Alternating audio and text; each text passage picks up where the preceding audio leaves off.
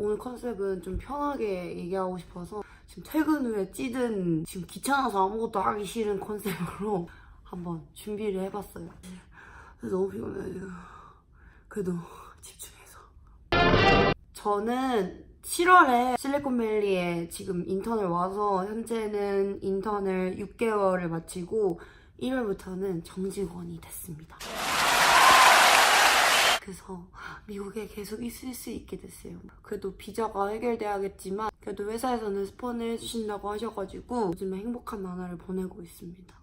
저 같은 경우에는 정보통신공학과를 재학 중이었고 4학년 1학기까지 하고 2학기 한 학기가 남은 상황이었는데 이 인턴십 프로그램으로 학점도 인정받고 정부에서도 지원을 받고 회사에서도 인턴십 하는 그 비용을 받아서 지금 현재 실리콘밸리에서 지내고 있습니다. 이 프로그램 너무 좋은 것 같아요. 사실 많은 분들이 궁금해하시는 게 많아서 Q&A를 답변을 해드리겠습니다. 그럼 한번 볼까요? 구체적으로 어떤 학생이 선발이 되고 평가 요소는 어떻게 되나요? 이거는 사실 회사마다 다 다른 것 같아요. 어떤 회사는 커뮤니케이션을 되게 중요하게 생각하는 회사도 있고 어떤 회사는 코딩 실력을 본다든지 어떤 회사에서는 맥을 다룰 줄 아는 학생? 근데 제가 봤을 때 평가 요소는 회사마다 다른 것 같은데 거의 4기 친구들을 보면 열정적이고 열심히 하는 친구들이 온 것 같아요. 애살 있고 성격도 다 밝고 사람의 인성 이런 걸 좀 보는 것 같아요. 제 생각에. 두 번째, 해외 인턴십의 경우 1학기 계절 학기 건데 총 몇 학점이 인정된다. 이것도 학교마다 달라요. 저희 학교는 학기는 10학점 10학점 그리고 계절 학기는 5학점. 저는 총 15학점을 받아서 원래 12학점만 있으면 졸업이었는데 15학점을 받아버려가지고 졸업을 했습니다. 인턴 기간 동안 맡겨진 일을 잘 수행할 경우 해당 회사에서 비자를 지원해주면서 정식적으로 오퍼가 들어오는 경우가 있나요? 있습니다. 있어요. 이 경우. 근데 흔치 않다고 말씀드리고 싶어요. 왜냐면은 물론 회사에서 너무너무 오퍼를 주고 싶지만 아무래도 비자가 해결이 되지 않으면 체류를 할 수가 없잖아요. 저 같은 경우에는 너무 운이 좋았던 게 저희 회사는 본사가 미국이지만 한국에도 지사가 있는 회사다 보니까 그 비자가 해결되는 동안 한국에서 일할 수 있는 차선책이 있었던 거? J1 비자가 연장이 좀 어려워요. 그런 부분은 오퍼가 들어오긴 하지만 조금 고려해야 되는 부분이 많은 것 같아요. 트럼프 때문에 비자가 받기가 너무 어렵습니다. 근데 뭐 없진 않아요. 3기에도 한 학생이 정직원이 됐고 오퍼를 받아서 H1B가 들어가기로 했고 저도 이번 4월에 H1B 비자를 그래서 없진 않지만 조금 드문 경우라고 말씀드리고 싶어요. 실검의 물가가 워낙 비싸서 나라에서 주는 체제비 회사에서 주는 돈은 생활이 어느 정도 되는지 궁금합니다. 돈이 부족해서 개인 사비를 쓴다던가 이런 경우가 있나요?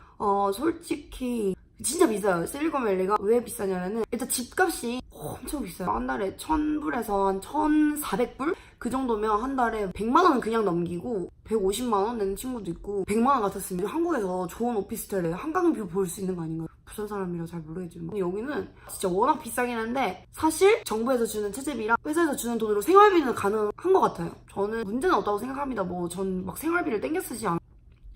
그런 경우는 없었던 것 같아. 혹시 글로벌 인턴십 하려면 토플이 필요하고요? 아니요, 뭐 토플이 꼭 필요한 건 아니고 어떤 영어 성적이든 경쟁력이 있으면 좋은 것 같아요. 오픽이 있다든지 토익 스피킹이 있다든지 토익이 있다든지 어떤 영어 성적이 있는가는 별로 중요하지 않은 것 같습니다. 혹시 영어 공인 인증 점수가 어느 정도 점수대가 필요한지 알 수 있을까요? 아니면 영어 점수보다는 코딩 관련 스펙이 중요한 거예요? 이것도 depends on company입니다.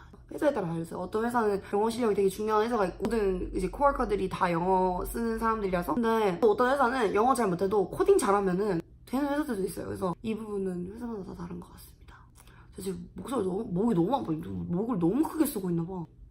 저의 열정입니다, 여러분. 인턴을 가게 되면 학부생 인턴으로서 어떤 일을 하게 되는지 알 수 있을까요? 그리고 인턴십 대상자로 합격 12명이면 경쟁률이 상당할 것 같은데 합격하기 위해 중요한 것들에는 어떤 것들이 있을까요? 사실 실리콘밸리는 인턴한테 많은 걸 바라지 않아요. 근데 저는 그 기간 동안 어떤 자세로 하느냐, 어떤 걸 배우려고 하느냐, 뭘 할 수 있는지 찾는 사람이 그냥 단순히 인턴하는 것보다 그런 게 좋은 것 같아요. 내가 그러니까 또 좋은 기회를 얻고 또 뭐 연장도 하고 이러는 거니까 자기가 만들어가는 게 중요한 것 같아요. 저는 뭔가를 뭐 하려고 하고 또 이거를 내가 하면 회사에 도움이 되지 않을까 이런 생각을 했더니 되게 많은 걸 배우게 되더라고요.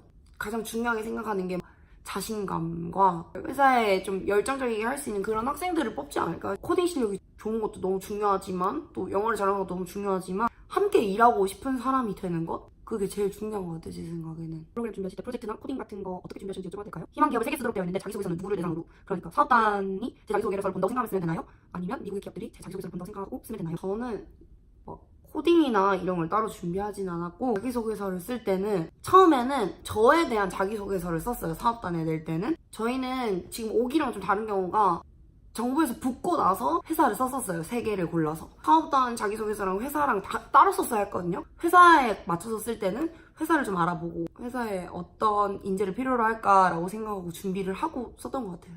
특정 기업을 대상으로 해서 쓰면 리스크가 크겠죠? 저는 사실 지금 제가 온 회사만 가고 싶었어요, 사실. 그만큼 그래서 회사를 엄청 많이 알아봤고 회사에 관련된 기사들 이런 거 다 봤고 막 면접 때 그런 걸 조금 얘기하면서 그래서 조금 더 가까워졌던 것 같아요. 특정 기업을 대상으로 해서 쓰는 거 추천드립니다. 자기소개서 양식이 자유 양식이라 어떤 식으로 적고 저를 어필해야 할지 잘 감이 안 와요.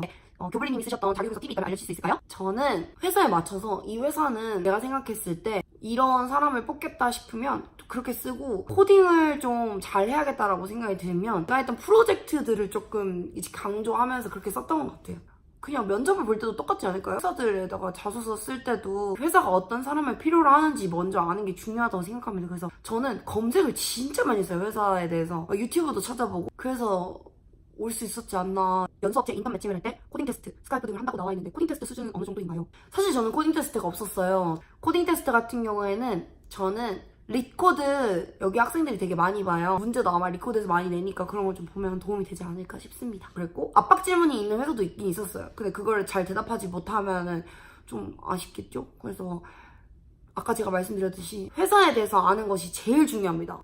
이 회사가 어떤 일을 하는지, 그리고 만약에 인턴이 간다면 어떤 일을 하는지 대충 검색을 많이 해보시면 알 수 있을 것 같아요. 그렇게 준비하시면 될 것 같아요. 그리고 스카이프 인터뷰에서 떨어지는 사람도 저희 같은 경우에는 뭐 3, 4명이 올라가고 그 중에 1명만 붙고 막 이랬어요. 뭐 2명이 붙는 회사도 있었지만 그래서 아마 인터뷰 때 진짜 잘하시면 거의 최후의 1인에 드시지 않을까 싶습니다.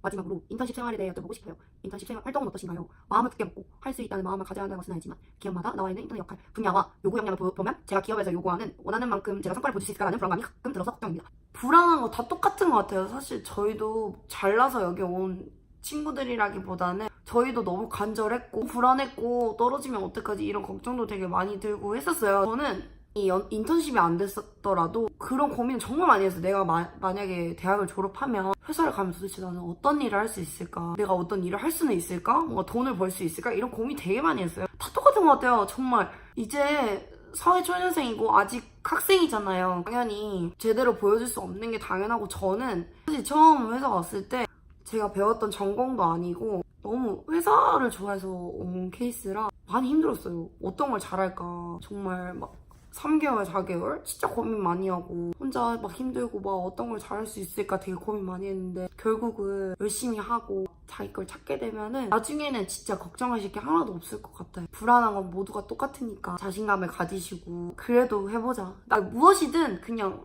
내가 한번 해보면 내게 될 거야 이런 마음가짐을 해보면 좋을 것 같아요. 오늘 Q&A가 좀 도움이 되실지 모르겠지만 진짜 미국에 오고 나서 정말 많은 걸 배우고 진짜 말도 안 되는 일들이 되게 많았어요. 정말 꼭 잘 준비하셔가지고 같이 미국 생활하면 너무 좋을 것 같아요. 저희 이 인턴십 프로그램에 대한 공고 링크 걸어둘게요. 제 블로그에도 글들 써놓은 거 있고 댓글 달아주시면 제가 다 답변해드릴 테니까 우리 곧 만납시다, 미국에서.